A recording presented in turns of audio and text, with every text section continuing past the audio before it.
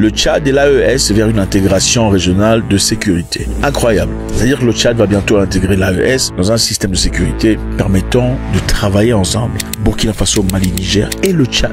Le Tchad se rapproche très rapidement de l'AES et c'est inouï. C'est différent, c'est incroyable et nous allons vite découvrir de quoi il s'agit. Nous irons ensuite au Burkina Faso où la coordonnatrice résidente de l'ONU a été déclarée persona non grata. Pourquoi ceci est arrivé? Qu'est-ce qu'elle a dit réellement? On va découvrir ce que c'est. On va ensuite aller en Algérie où le français a été quasiment rejeté en échange de l'anglais. C'est-à-dire en Algérie, on se sert maintenant de l'anglais comme langue nationale par rapport au français. On y va.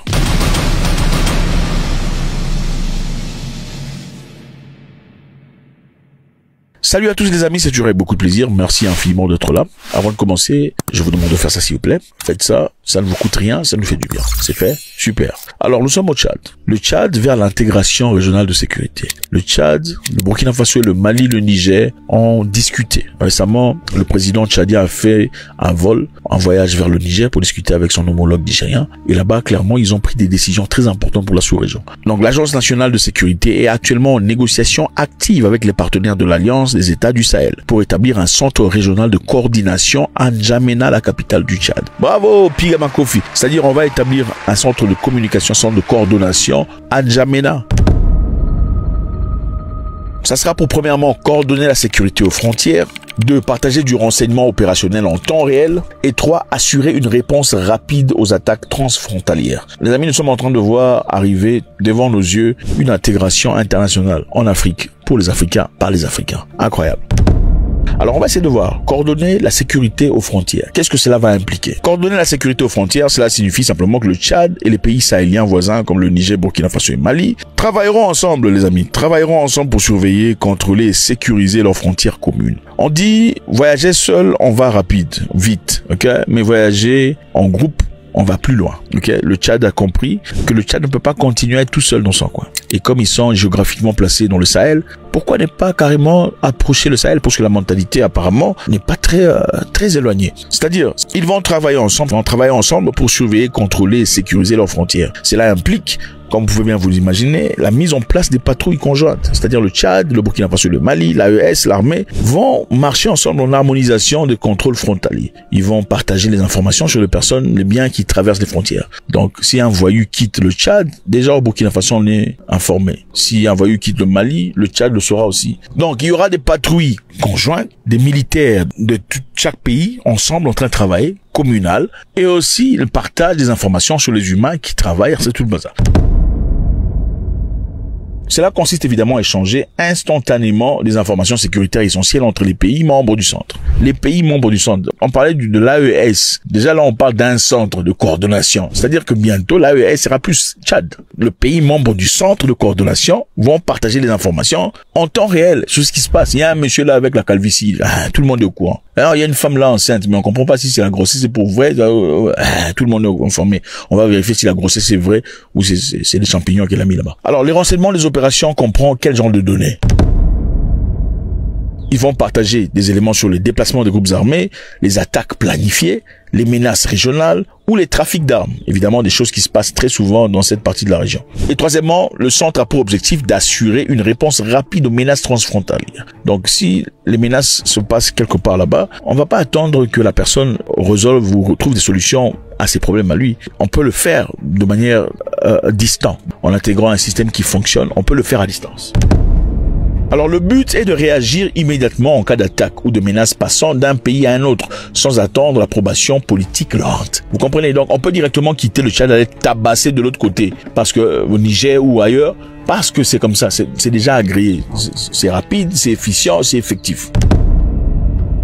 Il y a aussi un projet incluant la surveillance 24 heures sur 24 grâce à des technologies modernes. Les choses ont changé les amis, donc la technologie joue un rôle très important. Les déploiements d'officiers de liaison venant du Mali, du Burkina Faso ou du Niger pour aller au Tchad par exemple pour réagir. L'intégration du Tchad aux structures sécuritaires de l'AES, pas seulement à travers des accords techniques, mais à un niveau stratégique. C'est-à-dire que le Tchad est maintenant inclus, les amis, ça ne rigole plus. La CEDEAO peut commencer à s'inquiéter. Alors, comment ceci arrive? Ceci arrive évidemment suite à une visite de monsieur Idriss Déby Itno du Tchad après son voyage au Niger, où il est parti voir son collaborateur ou le président nigérien avec qui il a discuté longuement en fraternité, tout le bazar. L'objectif est simple. La vraie fraternité est basée sur des éléments et des faits. Ce n'est pas des histoires, oh, nous sommes du même pays, n'importe quoi. Vous pouvez être du même pays, mais des ennemis. Vous pouvez être issus du même pays, mais vous êtes les ennemis les plus farouches. En effet, les Blancs ont mélangé même les ennemis les plus farouches. Hein? Ces gens-là se sont massacrés dans le passé, mais on les a mélangés, on a formé un pays. Mais ils sont pas frères. Voilà pourquoi certaines personnes dans un pays, ils sont plus frères à des gens dans un autre pays qui sont frères à ceux qui sont... Non, il faut pas vous étonner. La loyauté ne se force pas. La loyauté est naturelle et historique.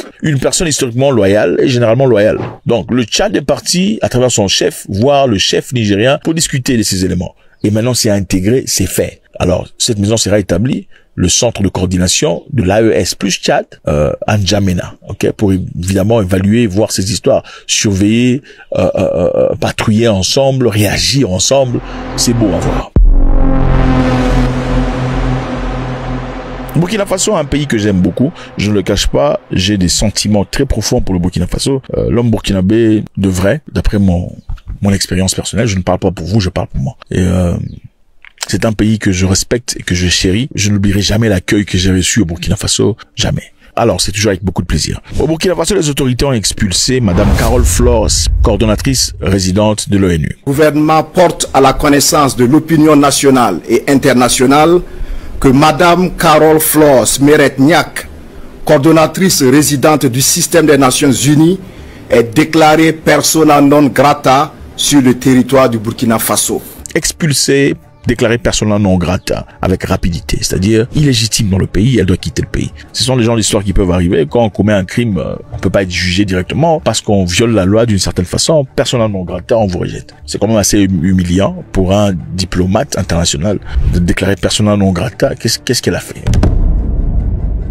Les autorités ont expulsé Carole Flores Meretniak, coordonnatrice résidente des Nations Unies, l'accusant de responsabilité dans un rapport controversé sur les enfants et les conflits armés au Burkina Faso. Donc madame a fait un rapport, et dans ce rapport, elle parlait des massacres et toutes les choses négatives qui arrivent. Elle a aussi allégué des violations graves contre les enfants commises à la fois par les djihadistes et les groupes pro-gouvernementaux. Ok? On parle ici de recrutement d'enfants soldats, violences sexuelles, attaques contre les écoles. Donc, recrutement d'enfants militaires, violence sexuelle contre les enfants, attaque contre les écoles. C'est le genre d'activité qu'on peut attribuer à un groupe terroriste, mais attribuer c'est là. Violence sexuelle, attaque contre les écoles, groupe militaire du gouvernement, ce sont des accusations très graves.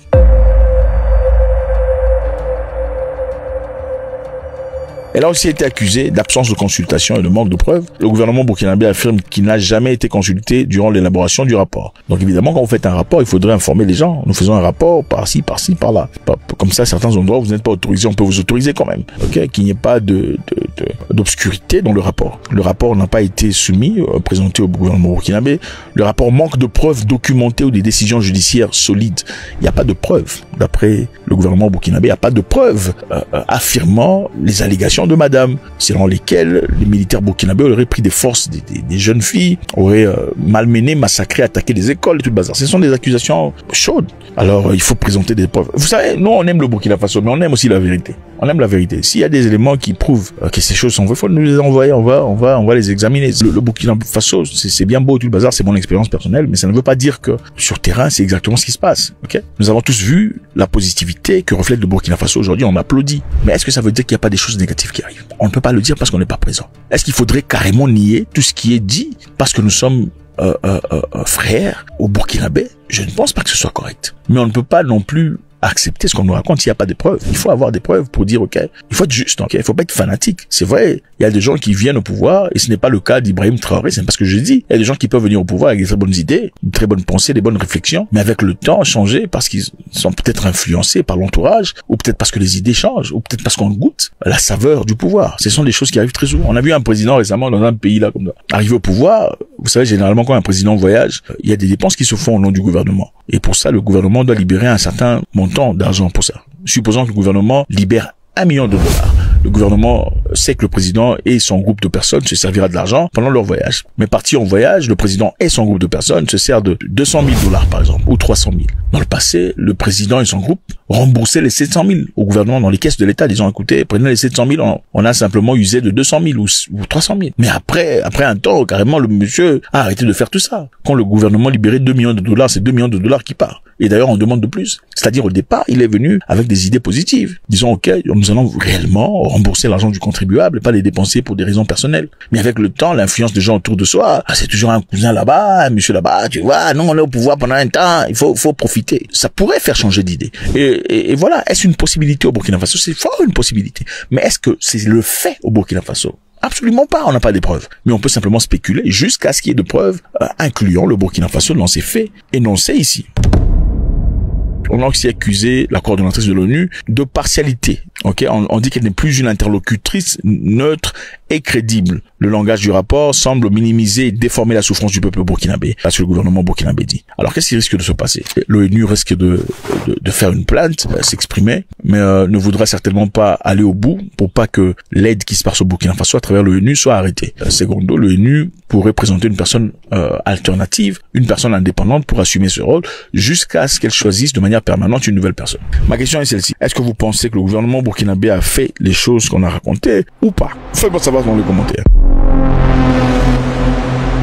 En Algérie, les entreprises nationales abandonnent le français au profit de l'anglais. Waouh, incroyable. Le français abandonné au profit de l'anglais, inouï, inédit, enfin peut-être pas inédit, c'est une chose qui s'est passée dans le passé. Au Rwanda, par exemple, le Rwanda était un pays francophone pendant très longtemps, jusqu'à l'arrivée du président actuel qui a renversé la vapeur de la francophonie à l'anglophonie. Au départ, on pourrait pas penser différemment parce que, écoutez, l'anglais a beaucoup plus d'influence que le français. Et aussi, croyez-moi, la mentalité des anglophones est totalement différente de la mentalité des francophones africains. En général, écoutez, c'est francophone africain. Il faudrait avoir de l'expérience pour le dire. Donc, l'Algérie se retire de la francophonie. Les entreprises nationales abandonnent le français. Après Air Algérie et la société d'eau Alger, c'est désormais Algérie Télécom, principal opérateur télécom du pays, qui abandonne le français au profit de l'anglais dans les documents destinés au public. C'est officiel. C'est une façon de dire en français, on s'en fout de vous maintenant, au revoir. Les entreprises justifient ce choix par des raisons pratiques et stratégiques, signalant la transition étant la transition progressive vers l'anglais dans les communications officielles et commerciales. Donc bientôt, ça sera l'anglais. Alors, qu'est-ce qui se passe entre l'Algérie et la France? Nous savons qu'il y a beaucoup de choses qui se passent. Mais principalement, pour faire très rapidement, nous savons que les diplomates français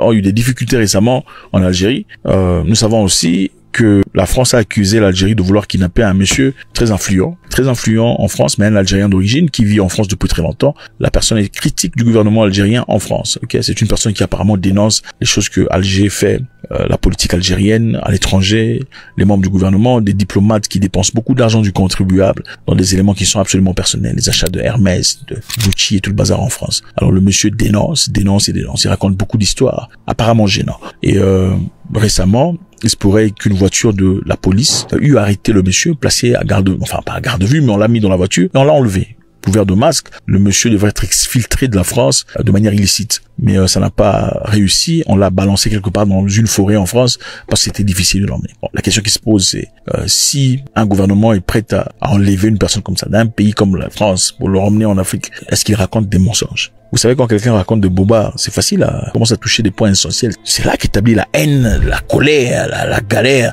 le ressentiment. Alors, était-il en train de raconter des bobards? Point d'interrogation. Alors, à travers cela, on a pu lier un diplomate officiel de l'Algérie en France dans ce kidnapping. Et c'est à partir de là qu'on a demandé de quitter le territoire et ça a été compliqué.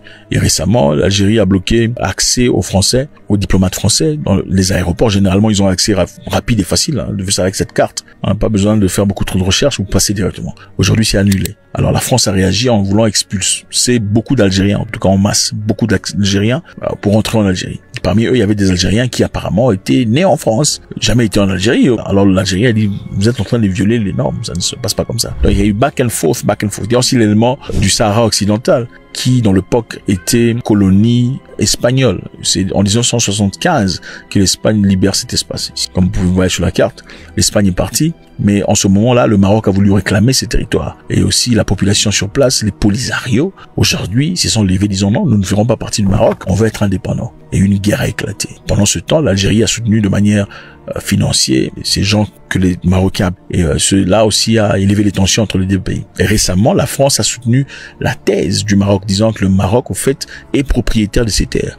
Et je pense, bien sûr, en premier lieu, au Sahara occidental, à propos duquel j'ai souhaité, au nom de la France, préciser ma vision en m'adressant à Sa Majesté le roi Mohamed VI le 30 juillet dernier.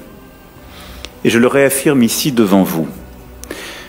Pour la France, le présent et l'avenir de ce territoire s'inscrivent dans le cadre de la souveraineté marocaine. Et l'Algérie a été très enflammée par rapport à ça. Pourquoi est-ce que la France a pu faire ça? Donc c'est une politique à un grand niveau. Faites-moi savoir ce que vous en pensez. Au départ, on a parlé du Tchad. Le Tchad qui intègre l'AES, petit à petit, mollo. Est-ce que c'est une intégration qui progressivement a arrivé là où on pense que ça va arriver? Deuxièmement, nous savons qu'au Burkina Faso, on a envoyé la coordonnatrice des Nations Unies de rentrer chez elle, persona non grata, pour avoir publié des histoires qui n'ont pas été confirmées. Et on attend les preuves. Troisièmement, nous savons qu'en Algérie, on a changé la langue officielle, ça ne sera plus le français. Finito. Voilà, écoutez, le français, chaque langue a son comportement, il faut le dire. Chaque langue a sa culture. Il y a des langues qui sont impolies. C'est une langue, tu peux pas faire 5 phrases sans raconter des salubrités mentales. C'est ça. Ouais, c'est ça. Alors, il faut comprendre que le français a sa nature aussi. La mentalité franco-africaine et anglo-africaine est totalement différente. Ceux qui savent ça. Faites-moi savoir ce que vous en pensez, j'aurai beaucoup de plaisir. God bless.